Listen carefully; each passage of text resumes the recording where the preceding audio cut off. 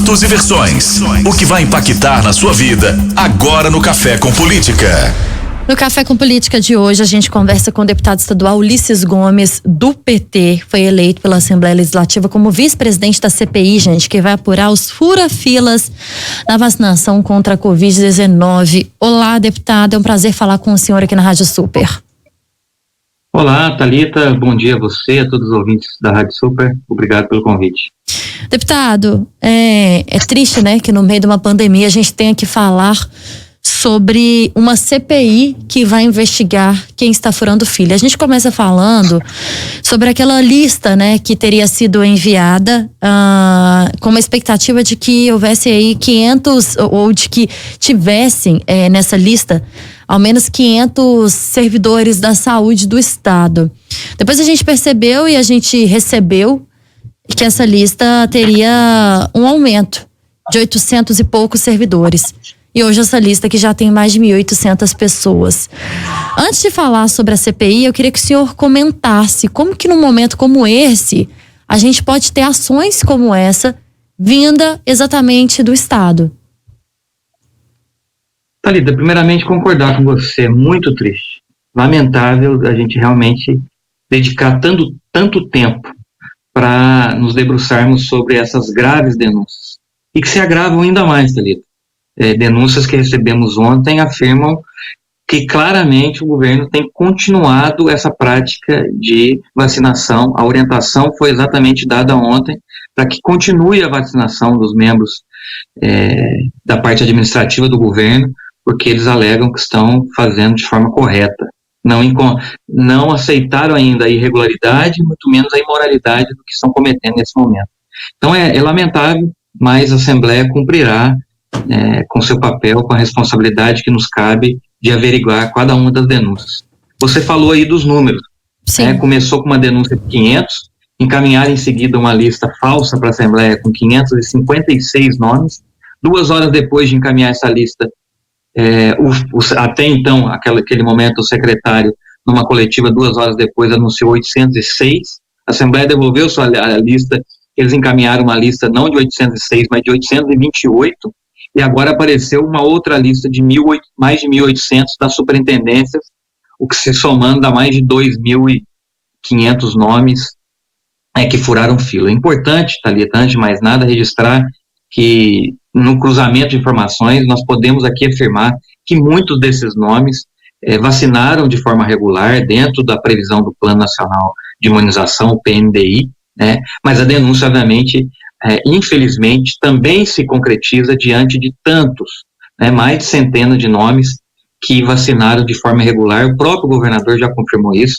Servidores que estão trabalhando em home office vacinaram, e não somente da área do governo, servidores de outras áreas, de outras secretarias vacinados, né?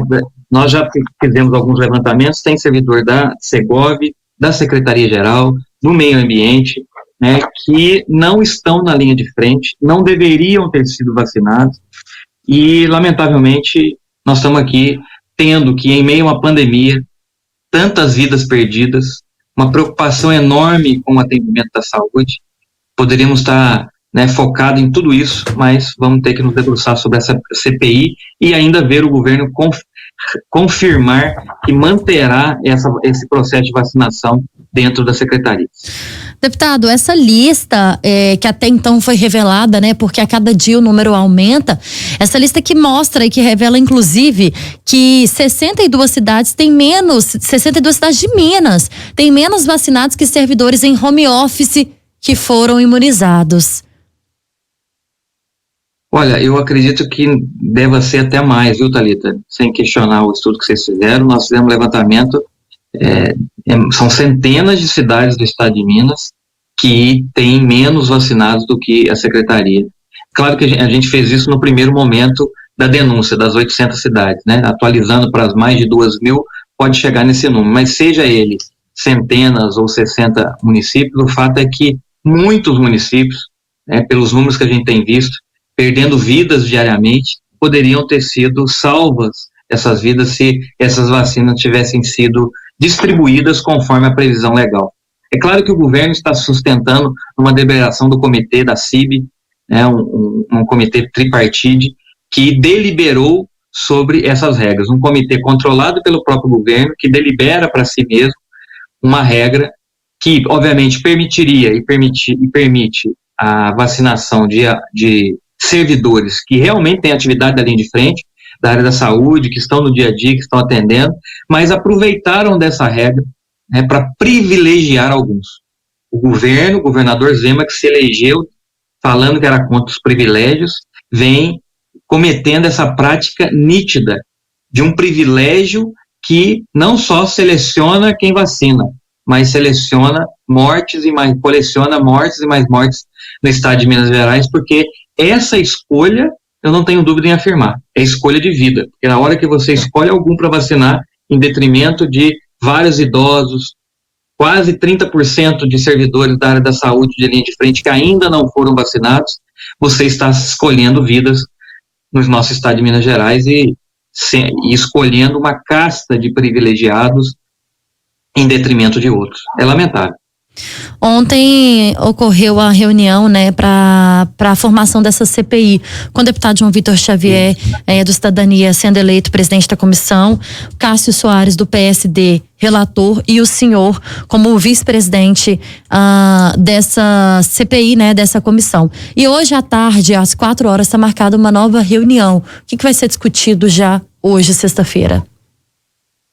Thalita, me permita um comentário diante, né, especificamente dos nomes que foram eleitos ontem. Eu claro. queria registrar o trabalho importante do deputado João Vitor. Ele foi eleito também presidente da Comissão de Saúde, então tem uma responsabilidade muito grande nesse momento de discutir, debater, trazer essa problemática toda do enfrentamento à pandemia no Estado. Então, foi muito importante a eleição e o reconhecimento dos membros da CPI de o elegê-lo, assim como a nomeação que logo em seguida ele fez do deputado Cássio Soares, deputado comprometido, líder do maior bloco na Assembleia, do Bloco Independente, e a oportunidade que eu tenho de estar junto com eles como vice-presidente, como o primeiro signatário da proposta da CPI. CPI essa que foi criada com uma assinatura de 39 deputados. Nós precisávamos de 26 deputados.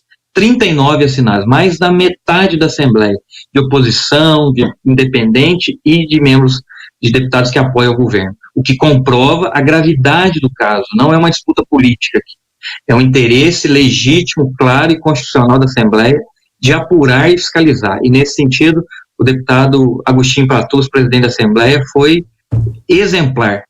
De imediato acolheu essa proposta, já nomeou e está dando todas as condições para que a gente exerça da melhor maneira possível, apesar das restrições que a gente está vivendo, distanciamento e tudo mais. Então, queria registrar a importância dessa pluralidade, dessa representatividade da comissão.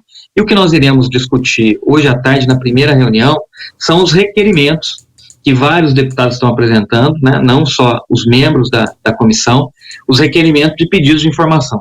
Todas essas listas que estão transitando, Thalita, é como se a comissão começasse do zero.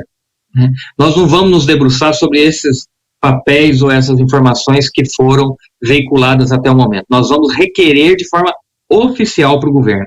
Né? Aprovaremos hoje, como o governo já tem boa parte de informações, ele já poderá no final de semana preparar para que segunda-feira a gente tenha não só a lista com nomes, mas a lista com função do servidor, o registro desse servidor. Você tem ideia, a lista que chegou às mãos da Assembleia não tem essas informações, não tem o registro dos servidores. Informações básicas, dele, né, deputado? Básicas, para que a mídia nesse momento, né, os jornais, todos que estão se debruçando sobre isso, estão fazendo um trabalho fundamental que o governo não fez até o momento de transparência. Mas é um trabalho hercúleo você se debruçar diante de falta de informação, ter que buscar um a um, sendo que o governo pode oferecer isso. Tem que existir um controle interno dessa vacinação, da chegada das vacinas, da distribuição delas e dos critérios tanto de distribuição como vacinação. Tudo isso será a base da aprovação de inúmeros, eu acredito aqui que dezenas de requerimentos, só eu tenho 9 que devo apresentar hoje, mas que não se darão, Thalita, apenas com foco na vacinação irregular, que é o chamado fura-fila, que é a grande preocupação que todos estão tendo, mas se a gente se debruçar sobre o motivo pelo qual a CPI foi instaurada, ela foi para tratar sobre o fura-fila, sobre as graves irregularidades que o governo cometeu e continua cometendo, mas também com relação à falta de investimento na área da saúde. Não sei se você já se atentou a esse dado. Minas Gerais foi, no ano de 2020, o único estado do país, repito, o único estado do país que diminuiu recursos na área da saúde em todo o Brasil. Absolutamente todos os outros estados, em meio à pandemia, aumentaram 5, 8, 20, 40, tem estado que aumentou 46% o volume de recursos para combater a pandemia. Minas Gerais diminuiu de um ano para o outro em 3,7% o investimento. Qual que é o impacto, o resultado disso? Falta de leito, falta de serviço da saúde, falta de medicamento e, consequentemente, falta de vacina. É claro que os governos ainda estão dependentes das vacinas encaminhadas pelo governo federal, mas é notório, é público, o posicionamento do governador Zema ao longo deste ano e desde que se discutiu a compra e as iniciativas de busca de vacina, que ele não tomou iniciativa, afirmou isso, que ficaria aguardando a posição do governo federal, e infelizmente, como deu entrevista ontem, afirmando que o que se sustentou até agora, a situação até então de pandemia no estado, foi o tratamento precoce, né? Essa opinião do governador é lamentável, porque comprovadamente nós sabemos que o tratamento precoce não ameniza em nada a questão da pandemia. O governador acreditou nisso, defendeu isso, criou um programa Minas Consciente, que não é um programa de combate à pandemia sanitária, é um programa muito mais com viés econômico para garantir o funcionamento da economia do estado do que no combate à pandemia. A prova disso é que as primeiras regiões do estado, que há cerca de 15 dias eles decretaram a onda roxa, foram regiões do Triângulo Norte e Noroeste de Minas, regiões que mais flexibilizaram, que durou mais tempo a onda amarela e verde. E aí o caos chegou. Então hoje nós vivemos um grave problema sanitário de combate à pandemia no estado, uma situação onde um colapso no nosso sistema de saúde é muito grande e nós precisamos averiguar, investigar quais foram as opções, o porquê o governo adotou essas medidas e não investiu o que precisava investir. Por fim, nós tivemos um hospital de campanha onde o governo gastou milhões de reais no ano passado, não usou, fechou, e agora o governador disse que na verdade não precisava. É um absurdo ficar ouvindo isso. Rasga dinheiro público, não gasta o necessário, não direciona para o que precisa, para o que precisava e precisa, e hoje, infelizmente, como você iniciou a entrevista, nós estamos discutindo aqui vacinação irregular, mas o que a CPI, eu quero aqui registrar, também vai se debruçar é a falta de recursos, a diminuição de investimento na área da saúde, que está impactando gravemente nessa realidade de caos em Minas Gerais. Hora do bate-pronto. No Café com Política, hora do bate-pronto.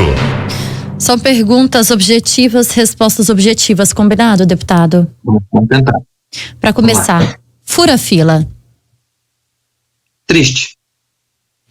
Programa Minas Consciente. Mau exemplo, deputado. Perdão? Programa Minas Consciente. Ineficiente. Carlos Eduardo Amaral. Um mau exemplo para todos.